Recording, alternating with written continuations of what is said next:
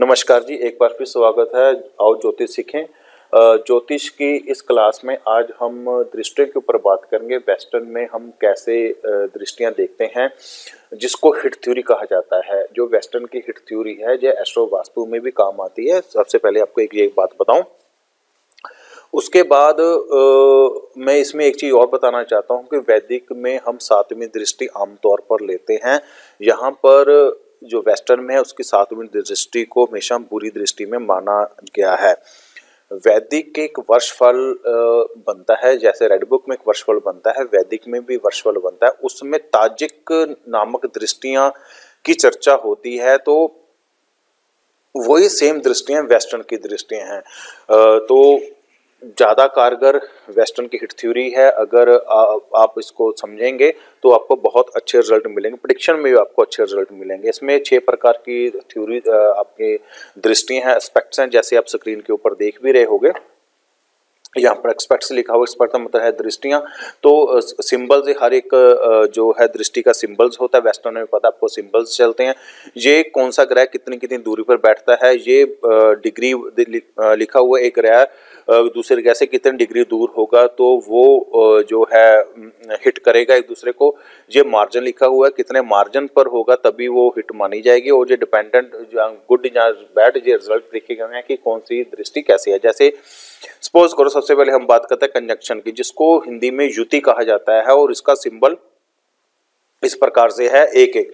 अब आपको साथ के साथ कुंडली के ऊपर आपको मैं बता भी देता हूं कि कंजंक्शन युति का अर्थ क्या होता है, तो इससे आपको बहुत आसानी रहेगी समझने में।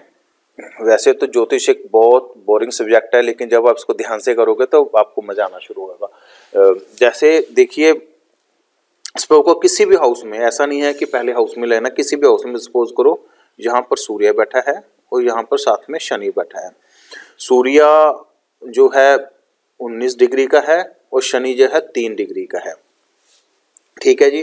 तो युति लिखी हुई है, तो इसका प्लैनेट मार्जिन 8% है, यानी कि दोनों ग्रहों के डिग्रियों में यदि 8% से कम होगा तो युति मानी जाएगी। अब इन दोनों में हम डिफरेंस नोट करें, 19 - 3 तो 16। तो ये इनों में मतलब कहने का अर्थ है कि इनकी आपस में युति नहीं है। 4th हाउस में हमें ऐसा लगता है ये एक साथ बैठे हैं, लेकिन ये एक साथ मिलकर कभी रिजल्ट नहीं देंगे, ये अलग अलग रिजल्ट देंगे। अगर सेम चीज यही शनि 3 की जगह 13 डिग्री का होता तो इसमें 6 डिग्री का फर्क होता, तो हम यह कहते कि इनमें युति है। फिर दोनों मिलकर उस घर को 4th हाउस में अपना मिलकर अच्छा या बुरा रिजल्ट देते। एक बात तो ये है। दूसरी बात है सेक्सटाइल। सेक्सटाइल का जो सिंबल्स है वो ऐसे है, ठीक है जी। और ये 3-11। अब 3-11 कॉम्बिनेशन क्या है, मैं आपको ये भी समझा देता हूँ। एक्चुअली मैं पहले भी ये वीडियो बना चुका था, लेकिन उसमें ना साउंड रिकॉर्ड ही नहीं हुआ, तो मेरी वो 1 घंटे की वीडियो थी। अब मैं थोड़ी सी शॉर्ट बनेगी शायद वीडियो, कराऊंगा मैं आपको सब कुछ। अब ये कुंडली बन चुकी है।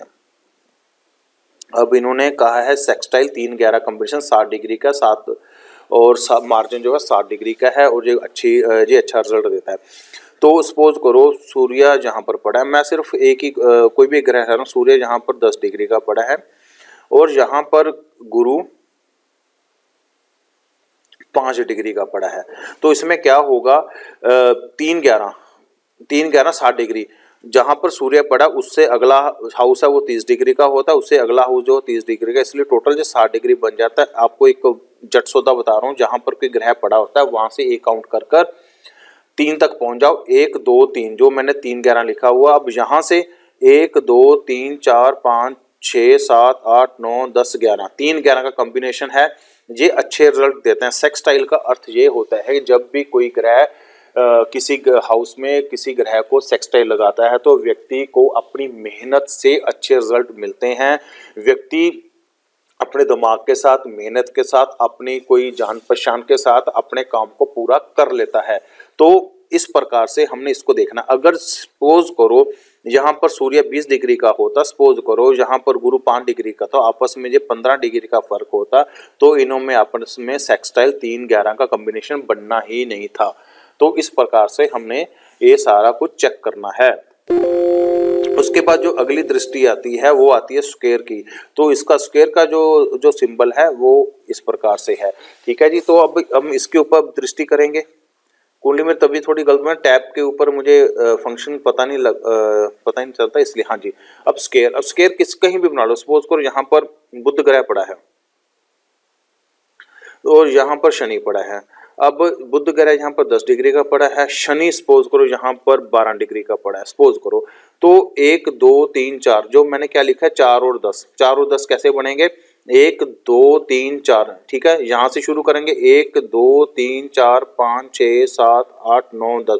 4 10 का कॉम्बिनेशन बहुत बुरे रिजल्ट देता है, इसको स्क्वायर कहते हैं क्योंकि इनका आपस में मार्जिन 2 डिग्री का है। इट मीन इसमें स्क्वायर लग गया। अगर सेम यही चीज अगर यहाँ पर शनि अपना 22 डिग्री का होता, जो भी ग्रह लिखा हुआ था, बुध यहाँ पर 10 डिग्री का, दोनों का 12 डिग्री का फर्क होता, तो इनका आपस में स्क्वायर का कॉम्बिनेशन नहीं बनना था क्योंकि इनका जो मार्जिन है वह 7 डिग्री का ही मार्जिन है। स्क्वायर हमेशा बुरे रिजल्ट देता है। स्क्वायर का अर्थ होता है कोई भी व्यक्ति के जीवन में जब स्क्वायर लगा होता है तो व्यक्ति को घरेलू और दुनियावी किस्म की समस्याओं का सामना करना पड़ता है। जिस हाउस में स्क्वायर लगा होता है उस हाउस में पड़े ग्रह राशि उसको उसी संबंधित बुरे रिजल्ट देती है। स्क्वायर का अर्थ ये होता है कि पिछले जन्म में आपने कुछ ऐसे बुरे काम किए थे जो इस जन्म में आपको उसकी सजा मिल रही है। स्क्वायर व्यक्ति को बंधन में जीना सिखाता है। अगर वह व्यक्ति उस बंधन को तोड़ने की कोशिश करता है तो मुसीबतों में फंस जाता है। स्क्वायर बहुत ज्यादा बुरा होता है। जब भी किसी व्यक्ति का कुंडली में स्क्वायर लगता है तो उसको बहुत सावधानी के साथ और उपायों के साथ चलना चाहिए। इसके बाद बात करते हैं ट्राइन की। अब ट्राइन का क्या लिखा हुआ है, ट्राइन का लिखा हुआ है 5 9 और इसका सिंबल बहुत सिंपल सा ट्राइन ही सिंबल है। जैसे हम एक कुंडली और बनाते हैं, हाँ जी, जैसे कुंडली बना ली हमने, ट्राइन बनाया 5 और 9 का। अब कहीं आप किसी भी जगह से आप 5 और 9 बनाइए। सपोज को यहाँ से जहाँ पर चंद्र पड़ा है 1 2 3 4 5, हाँ, तो यहाँ पर हमने सपोज करो कोई ग्रह गुरु ग्रह आके बैठा हुआ है। ये 5 डिग्री का गुरु ग्रह और जे सपोज करो 2 डिग्री का है। तो 5 9 का कॉम्बिनेशन 1 2 3 4 5। अब यहाँ से 1 2 3 4 5 6 7 8 9, तो ये 5 9 का कॉम्बिनेशन ये ट्राइन बना रहा है। ट्राइन जाने की बहुत पॉजिटिव होता है, व्यक्ति को बिना मेहनत से ही सफलता मिलती है। तो यहाँ का मार्जिन आपस में 5 और 2 का निकाल कर 3 हो गया, तो आपस में ये ट्राइन बना रहे हैं। अगर यही 15 डिग्री का होता, गुरु सपोज करो हम मार्जिन ही बढ़ा रहे हैं, तो ये टोटल 13 डिग्री बच जाते।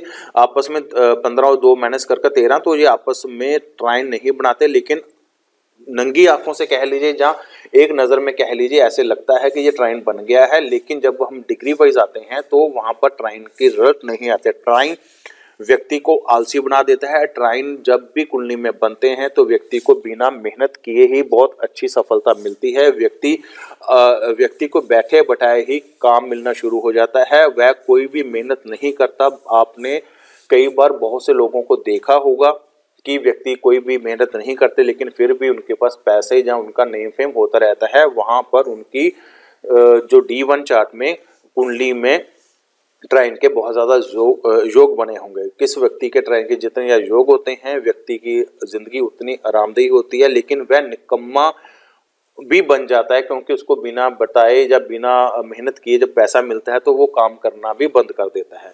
उसके बाद हम बात करते हैं ऑपोजिशन की, जिसको हम 1 और 7 का नंबर दिया गया है, 180 डिग्री है। और ये बैड जो मैंने ये डिग्रियां बताई हैं ये आपको समझ आ गई होंगी। जैसे स्क्वायर की डिग्री 90 है, तो जैसे ये वाला स्क्वायर था तो 30 60 और 30 90, तो इस करके ये 90 बनता है। आपको जो मैंने फार्मूला बताया है कि 4 10 का 1 2 3 4, आप ऐसे काउंट करोगे तो आपको सही रिजल्ट मिलेंगे। ये हिट थ्योरी को याद करने का तरीका है, बहुत से टीचर इस प्रकार से वो नहीं करा पाते। उसके बाद हम बात कर रहे हैं ओपोजिशन की। हाँ, ओपोजिशन देखो 7वीं दृष्टि होती है। वैदिक में 7वीं दृष्टि को बहुत अच्छा माना गया है, लेकिन वेस्टर्न में 7वीं दृष्टि को बुरा ग्रह माना गया है। तो हम फिर कुंडली बना रहे हैं और ओपोजिशन, हाँ जी, ओपोजिशन बन गया। अब सपोज करो कहीं भी कोई ग्रह पड़ा, तो जहाँ पर सपोज को गुरु ग्रह पड़ा है और यहाँ पर शनि पड़ा है, तो ये 10 डिग्री का है, ये 12 डिग्री का है, तो ये आपस में 2 डिग्री का फर्क आ गया। तो ऑपोजिशन में 8 डिग्री का जो है फर्क लिखा हुआ है, तो ये आपस में ऑपोजिशन लग गई है। ये गुरु शनि को बुरा इफेक्ट देगा, शनि जब गुरु को बुरा इफेक्ट देगा। बात यह है अब कि वैदिक में हमारी 7वीं दृष्टि हम सब देखते थे, उसको शुभ दृष्टि माना जाता था। वेस्टर्न में इसमें थोड़ा सा अलग है। वेस्टर्न में ओपोजिशन को बुरा माना गया है। ओपोजिशन एक अनहेल्दी योग होता है, जो कि ओपोजिशन की जो डेफिनेशन है, ओपोजिशन का जो सिंबल होता है वो इस प्रकार से होता है। अनहेल्दी योग है ये। व्यक्ति को ना कहने का अर्थ है, सपोज करो यहाँ पर ये ओपोजिशन लगी हुई है, तो यहाँ पर जो राशि पड़ी है, जो ग्रह पड़ा है, जो हाउस है, यहाँ पर जो राशि, जो ग्रह, जो हाउस है, उसको ये व्यक्ति बैलेंस करने की कोशिश करता है। जितना ये उनको बैलेंस करने की कोशिश करता है, व्यक्ति खुद ब खुद उतना फंसता रहता है। जो ओपोजिशन किस पर लगी होती है, व्यक्ति का ध्यान उसको बैलेंस करने में होता है। वो कभी भी जिंदगी में चीजें बैलेंस नहीं हो सकती, जिसके कारण व्यक्ति को डिसअपॉइंटमेंट होती है, व्यक्ति बहुत ज्यादा निराश हो जाता है, उसको सडन बुरे इवेंट होते हैं उसके साथ, जिसके कारण उसको समस्याओं का सामना करना पड़ता है। ऑपोजिशन को उपायों के द्वारा उसका हल किया जा सकता है। तो उसके बाद हमारा आ गया क्यूंक्विक्स। क्यूंक्विक्स का जो सिंबल है वो इस प्रकार से है। ये 6-8 का योग है। वैदिक में इसको बुरा योग माना जाता है, लेकिन वेस्टर्न में इसको डिपेंड्स लिखा गया है। लेकिन आमतौर पर जितने भी मैंने यहाँ तक कुंडलियां देखी हैं, उसमें ये बुरा ही रिजल्ट देता है। अब 6-8 का योग अब तो समझ आ गया होगा, लेकिन फिर भी आपको मैं बताने की कोशिश करता हूँ। सपोज करो लगन में या किसी भी घर में जहाँ पर कोई बुध ग्रह पड़ा है, तो छठे घर में जहाँ पर गुरु ग्रह पड़ा है, तो आपस में वही मार्जिन का सिस्टम यहाँ पर 10 डिग्री का है और यहाँ सपोज करो गुरु 15 डिग्री का था, तो 5 डिग्री का फर्क यहाँ पर क्यूंक्विक्स लग चुका है। 1 2 3 4 5 6, अब जहाँ से 1 2 3 4 5 6 7 8, तो 6-8 का योग बनता है। तो ये डिपेंड करता है ग्रहों के ऊपर। यदि बुरे ग्रहों से बना हुआ तो बहुत बुरा रिजल्ट देता है, यदि अच्छे ग्रहों से बना हो तो फिर बुरा रिजल्ट थोड़ा सा कम देता है। तो हमने इस प्रकार से ये हमारी सारी जो दृष्टियां हैं उसको हमने याद करना है। ये सबसे इम्पोर्टेंट पार्ट है वेस्टर्न का। अगर आपको ये दृष्टियां याद होंगी तभी आप किसी का फलादेश कर पाओगे। डिग्री वाइज निकालने का फार्मूला आपको एक जनरल तरीका बता दिया है कि अपना हाउस गिनकर, राशियां गिनकर आप अपने मुकाम पर पहुंच सकते हो जहां पर आपने हिट थ्योरी देखनी है। तो ये थी आज हिट थ्योरी के ऊपर बात। अगर आपको कोई भी इस संबंधित कुछ पूछना है तो प्लीज कमेंट बॉक्स में मैसेज कीजिएगा। मुझे पर्सनली कॉल मत कीजिए, क्योंकि मैं खुद बहुत ज़्यादा बिजी होता हूँ। तो वास्तु वालों को भी कह रहा हूँ, जिसने अपना नक्शा या जिसने कुछ पूछना है, अगर वह फ्री में पूछना चाहते हैं तो कमेंट बॉक्स में मैसेज कर लिखें। मैं जब भी मुझे टाइम मिलेगा मैं उसका रिप्लाई जरूर करूंगा, क्योंकि कई बार मैं मार्केट में होता हूँ या कह लीजिए वास्तु पर गया होता हूँ तो फ़ोन आ जाता है बिना बताए कि इसका क्या बताओ, क्योंकि उस टाइम मुझे बताना बहुत ज़्यादा मुश्किल होता है। तो हमने एक कनेक्शन जोड़ा हुआ है यूट्यूब के अकॉर्डिंग, तो आप उस पर ही मुझसे बात करें। अगर कोई पेड क्लासेज लेना चाहता है तो बहुत रीजनेबल रेट पर मैं पेड क्लासेज शुरू की हुई हैं। 2000 रुपया पर मंथ, हफ्ते में 1 दिन क्लास लगेगी, 1 घंटे क्लास होगी। जो आप उस क्लास में जितना भी मैं कराऊंगा वो आप करना शुरू करें, साल के अंदर आप एक अच्छे ज्योतिषाचार्य या अच्छे वास्तुकार बन जाओगे। नमस्कार जी।